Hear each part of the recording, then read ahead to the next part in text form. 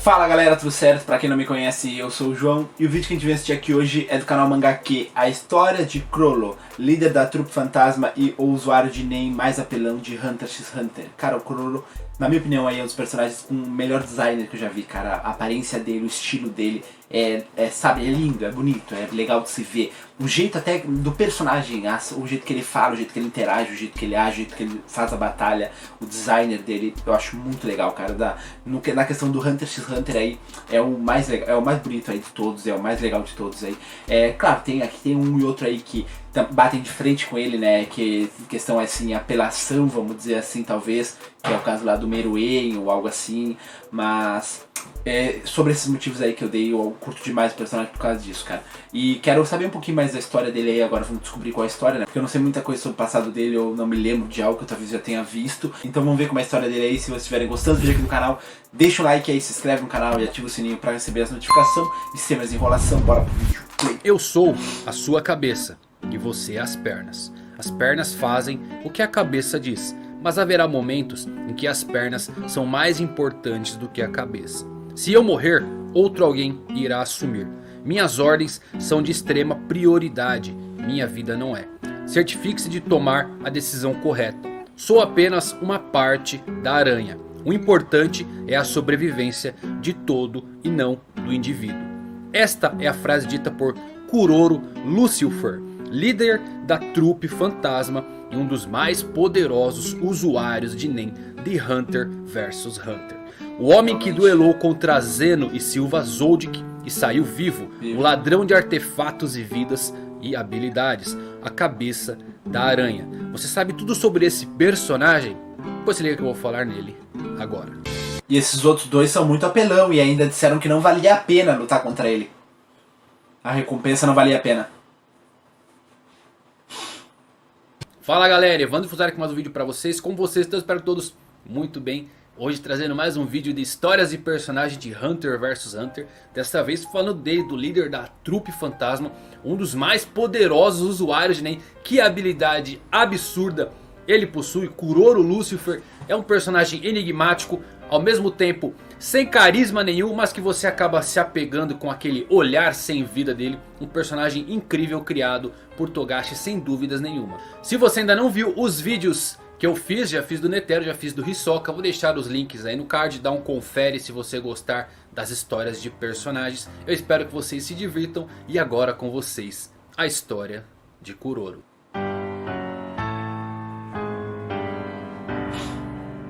Kuroro Lucifer, que nome? Um homem que nasceu no dia 15 de novembro em Meteor City, um lugar onde tudo e qualquer coisa é lixo, incluindo seus habitantes da cidade, onde eles são deixados para apodrecer. Em Meteor City, tudo que não tem valor para alguém é jogado lá. Isto inclui crianças e bebês. Kuroro é uma dessas crias. Ele tem atualmente 26 anos. Seu visual lembra muito o personagem Shinobu Sensui, mega vilão de Yu Yu Hakusho. Kuroro é um dos poucos personagens com referências religiosas no anime de Hunter vs Hunter. Seu passado é um mistério. E uma coisa curiosa, além de seu olhar sem vida, é seu nome. Kuroro Lucifer. Existe um L no meio, não é Lucifer, e sim Lucifer.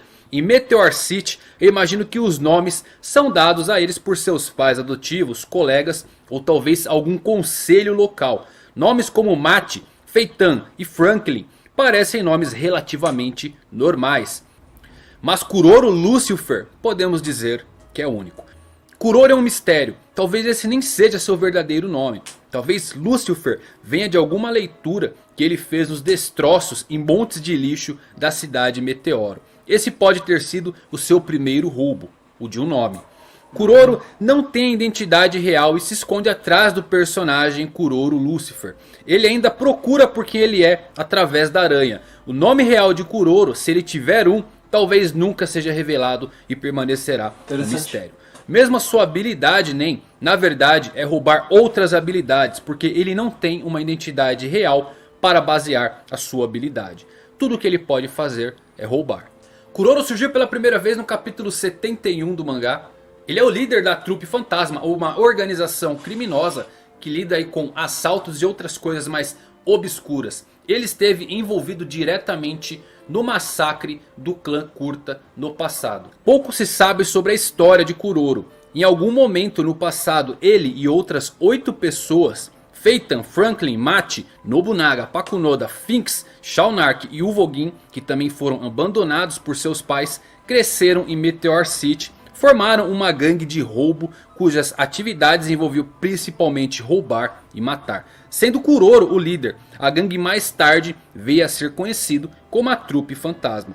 4 anos antes do início da história principal, eles chegaram à aldeia do clã Kurta na província de Luxo. Mataram todos eles, menos um, e levaram seus olhos escarlates. Um ano depois ele teve um confronto contra Silva Zoldyck, um assassino infame que matou o membro número 8 da Trupe Fantasma em um trabalho de assassinato.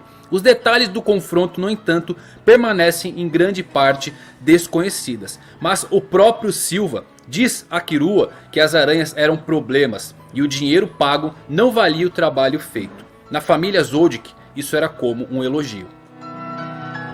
Verdade.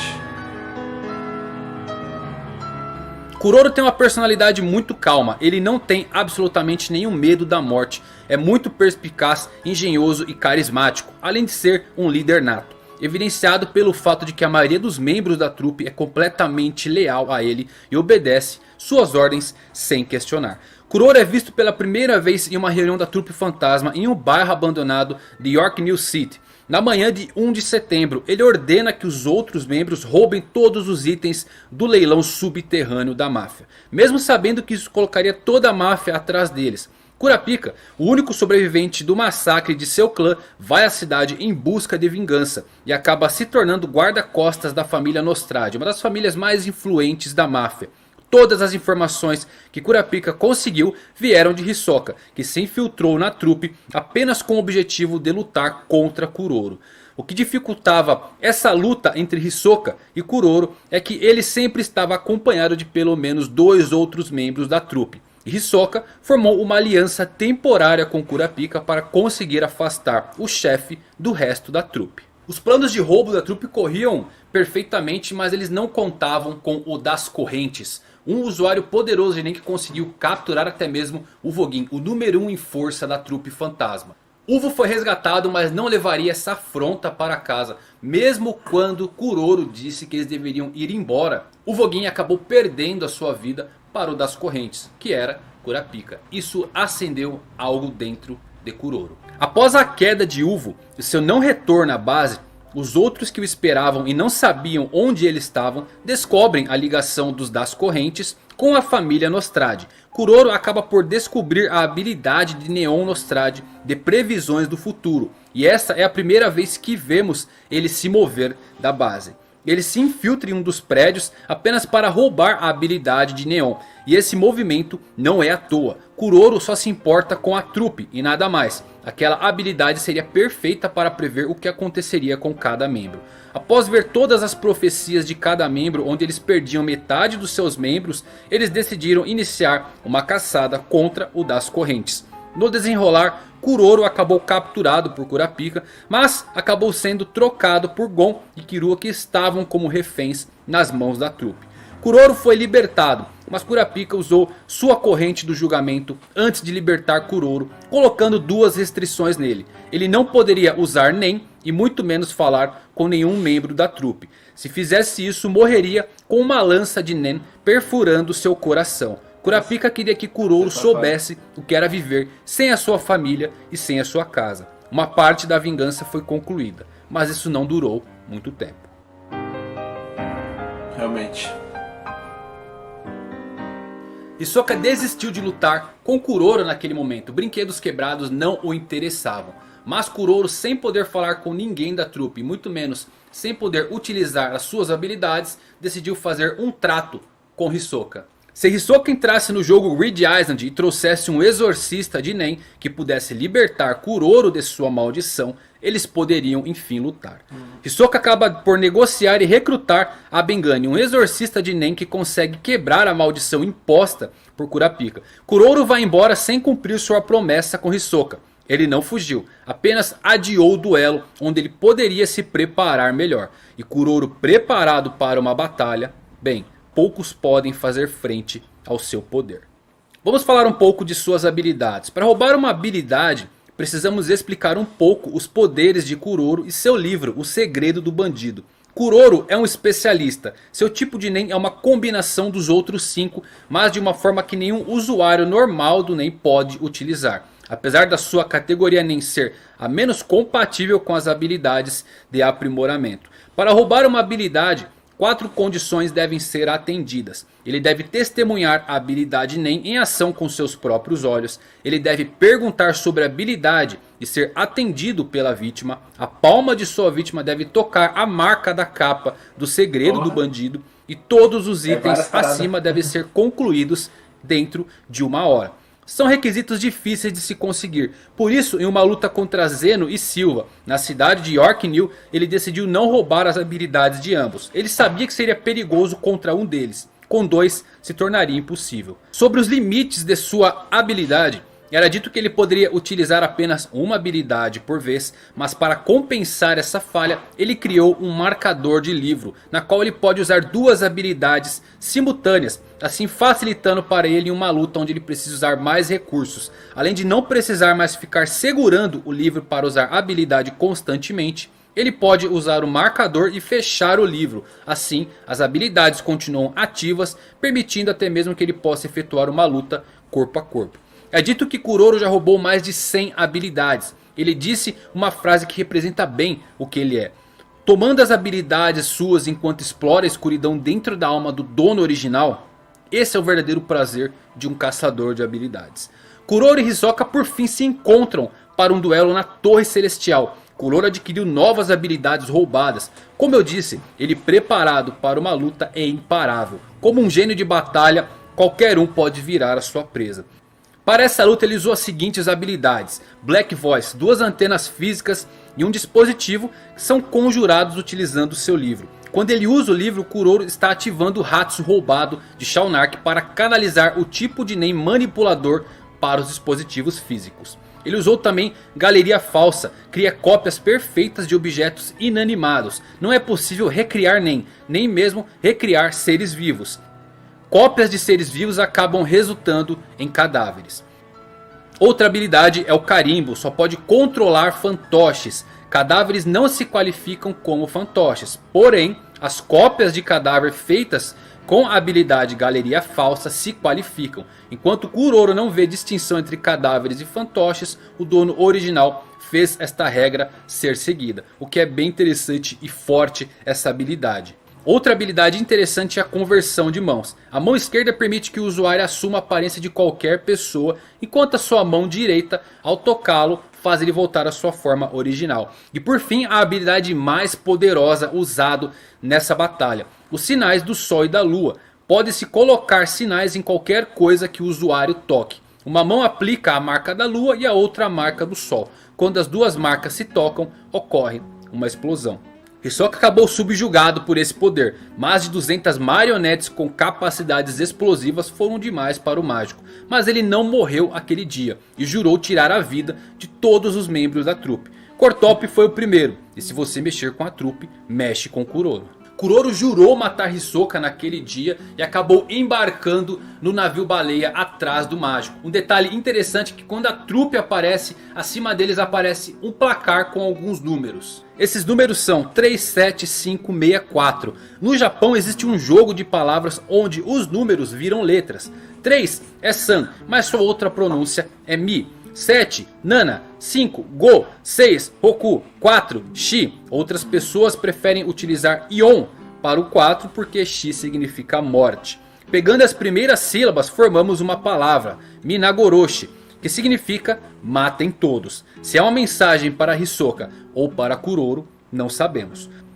Kuroro está a caminho do continente negro. Que poderes ele pode conseguir por lá? talvez até mesmo a Sinfonia das Trevas. A mesma música que deformou Melody e esta caça para poder destruir as partituras. Seria o momento perfeito onde Kurapika poderia reencontrar novamente com Kuroro. Afinal, ele é amigo de Melody. E por que a Sinfonia das Trevas? Você se lembra do Requiem tocado para a morte de Uvogin? Então você nunca se perguntou por que Kuroro estava liderando o caos, como se estivesse orquestrando uma sinfonia? Um Requiem é uma composição musical que estabelece partes de uma missa para alguém que perdeu a vida. Outros membros da trupe têm técnicas que se conectam a uma peça musical de orquestra. Batalha de Cantabile, a habilidade de Bonolenov e o Rise Sun de Feitan são músicas orquestrais. O Requiem para Ovo foi o começo. Pela primeira vez vimos emoção no rosto de Kuroro. Após ler sua profecia, ele chorou pela primeira vez. O calendário perde um precioso componente. Os meses restantes se reúnem para o luto. Aqueles em luto emanam uma melodia, enquanto a 11ª lua se levanta em silêncio. Uvo-san, você pode nos ouvir? Estamos tocando um Requiem para você. Se apenas para Uvo o Requiem tocado causou caos e destruição por toda a cidade, imagine se o resto da profecia se concretizar. A profecia pode ser mudada, mas não evitada. O crisântemo murcha e cai, se deita ao chão ao lado de ensanguentados olhos escarlates. Mas você continuará soberano, mesmo depois de perder metade de seus membros. O novo Requiem com a melodia das trevas balançaria o mundo. Como o próprio Kuroro disse, eu acredito que temos uma alma. Então, eu quero cumprir o desejo do meu amigo morto. Eu quero causar estragos.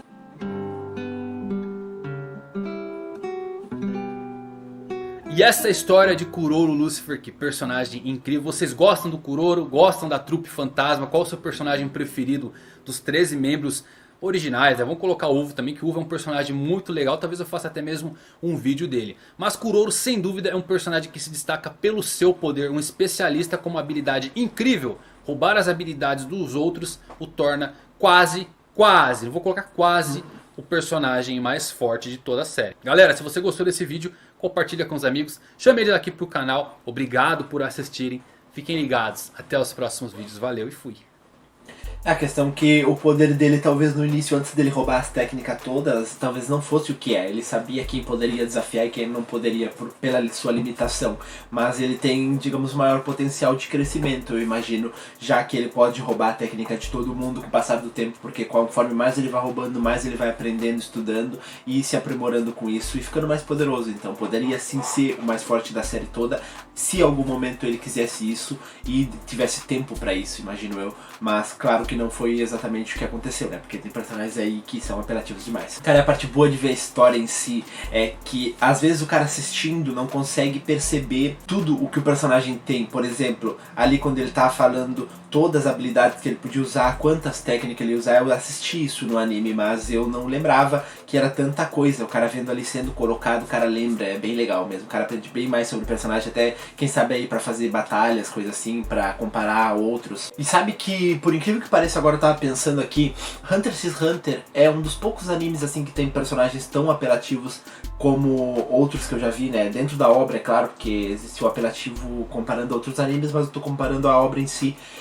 Que eu nunca vi uma tier list, digamos, dos mais fortes, assim, mostrando o mais forte ao mais fraco, na opinião, claro, de quem cria isso daí. E nem eu tenho uma opinião tão concreta sobre isso, porque é muitas variáveis que existem, principalmente aí quando a gente pega a aranha, né, a gente pega a família Zolt, que a gente pega lá as abelhas Quimera, a gente pega ali os personagens principais, a gente pega os antagonistas principais, a gente pega os pais lá, o pai do Gon, é uma vasta imensidão aí de personagens que dá pra fazer uma tier list maravilhosa. E deve ter vídeos desses, se vocês tiverem algum vídeo aí que fala sobre os mais poderosos, os mais fracos aí, ranqueando cada um e dando sua opinião principalmente, coloca aí nos comentários pra mim assistir, pra mim saber sobre isso daí, galera. E espero que vocês tenham gostado desse vídeo aqui. Se vocês gostaram, deixa um like aí, se inscreve no canal e ativa o sininho pra receber as notificações. E até a próxima, falou!